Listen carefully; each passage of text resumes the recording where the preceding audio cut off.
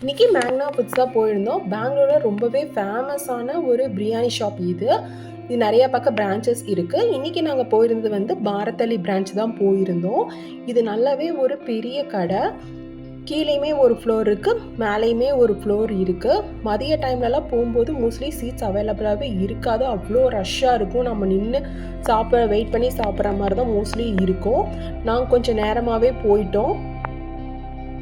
இங்கே வந்து உங்களுக்கு வேலட் பார்க்கிங்குமே அவைலபிளாக இருக்குது இந்த ஷாப்பில்.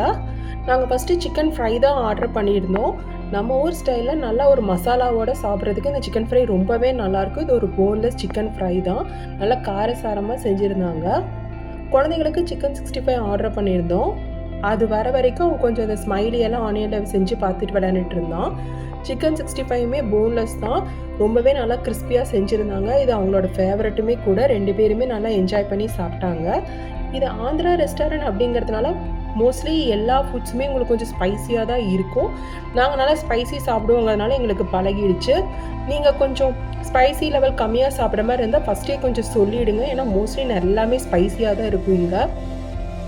குழந்தைங்களுக்கு பிரியாணி சாப்பிட மாட்டாங்க அப்படிங்கிறதுனால அவங்களுக்கு நான் ஆர்டர் பண்ணியிருந்தோம். பட்டர் நானும் பட்டர் சிக்கன் கிரேவி தான் ஆர்டர் பண்ணியிருந்தோம். நான் வந்து ரொம்பவே நல்லா சாஃப்டாக இருந்துச்சு பட்டரியாக. கிரேவியுமே நல்லா க்ரீமியாக செமையாக இருந்தது. காரெல்லாம் இல்லாமல் இது வந்து நல்லா டேஸ்டியாக இருந்துச்சு பட்டர் சிக்கன் கிரேவி. மோஸ்ட்லி இங்கே போனோம்னாவே நாங்கள் ஆர்டர் பண்ணது வந்து சிக்கன் போன்லெஸ் பிரியாணி தான் ஆர்டர் பண்ணுவோம். பிரியாணிலேயே நிறையா வெரைட்டி இருக்குது. உங்களுக்கு சிக்கன் 65 பிரியாணி, மேக்னா ஸ்பெஷல் பிரியாணின்ட்டு. எங்களுக்கு ஆல் டைம் ஃபேவரட் வந்து சிக்கன் போன்லெஸ் பிரியாணி தான். இங்கே வந்து நம்ம ஊர் மாதிரி இல்லாமல் ரைஸு தனியாக மசாலாவோட குக் பண்ணிவிடுவாங்க. சிக்கன் வந்து தனியாக மசாலா போட்டு குக் பண்ணியிருப்பாங்க. ரெண்டுமே சேர்த்து சாப்பிடும்போது ரொம்பவே நல்லாயிருக்கும். இது வந்து பிரியாணியுமே நல்லா ஸ்பைஸியாக தான் இருக்கும். செம்ம ஸ்பைஸியாக இருந்துச்சு அன்னைக்கு. சாப்பிட்றதுக்கு நல்லா சூடாக சாப்பிடும்போது அருமையாக இருந்தது. ஒரு பிரியாணி வாங்கினாவே 2 பேர் நல்லா தாராளமாக சாப்பிட்லாம். குவான்டிட்டி நல்லாவே ஜாஸ்தியாக தான் இருக்கும்.